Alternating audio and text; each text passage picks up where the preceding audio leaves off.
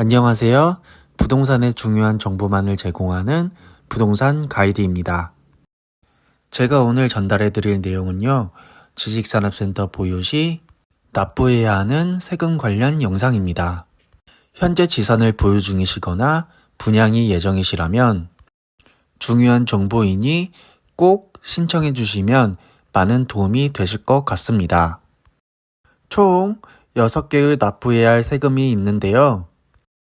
종합부동산세, 종합소득세, 그리고 재산세, 법인세, 건강보험료, 교통유발부담금이 있습니다. 그럼 지금부터 차근차근 설명을 도와드리도록 하겠습니다. 첫 번째로는 종합부동산세입니다. 보통 토지와 주택에만 부과가 되는데요. 토지의 가치가 80억이 넘어야 하고, 즉 건물의 가치는 400억이 넘어야 합니다. 이러다 보니 지식산업센터는 종합부동산세를 내는 일이 거의 없다고 보시면 됩니다. 다음으로는 종합소득세인데요.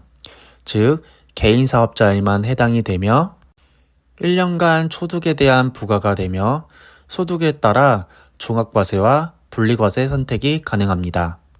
과세 대상은 이자소득, 배당소득, 사업소득, 근로소득, 연금소득, 기타소득 등이 있습니다.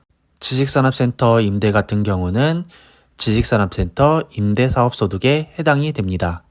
과세표준 기준은 금액마다 차이가 있으니 이 점 꼭 참고해 주세요.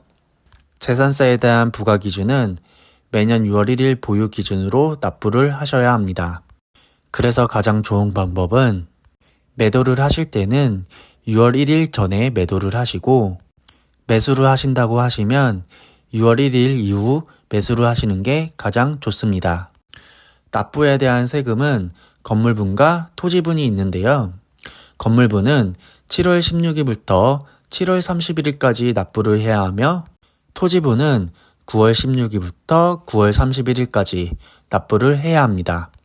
단, 납기 후 납입 시 가산세 3%가 부과가 되니 꼭 이 점 유의하시길 바라겠습니다. 그리고 세율은 건물분은 시가표준액 곱하기 공정시가액 비율 70% 곱하기 0.2%입니다. 토지분은 개별 공시지가 곱하기 공정시장가액 비율 70% 곱하기 0.4%입니다. 감면사항도 있는데요. 실입주 5년 유지 시 35% 감면이 가능하니 꼭 참고해 주시면 되겠습니다. 개인이 아닌 법인 사업자에 대한 법인세 관련 내용인데요. 법인세 같은 경우는 1년간 법인 소득에 한해서 납부를 해야 합니다. 법인세 또한 감면 혜택이 있는데요. 4년간 100% 감면이 가능하고 이후 2년간 50% 감면이 가능합니다. 단, 모든 법인 사업자가 해당이 되는 것은 아닙니다. 과밀억제 권역에서 성장관리 권역 또는 자연보전 권역으로 이전 시 이에 해당이 됩니다. 급속도로 성장한 법인에 대해서는 법인세를 많이 납부해야 되는 경우가 있는데요. 이러한 경우에는 아주 좋은 혜택이 아닌가 싶습니다. 여기서 마지막으로 정리를 해드리자면 모든 사업장이 그리고 주사분 사업장이 이전하지 않을 경우, 취득 후 1년간 이유 없이 사용을 하지 않을 경우, 5년간 유지 안 하거나 다른 용도로 사용했을 경우, 실입주가 아닐 경우는 감면받은 세금을 다시 토해내야 합니다. 마지막으로 건강보험료와 교통유발부담금을 설명을 드리도록 하겠습니다.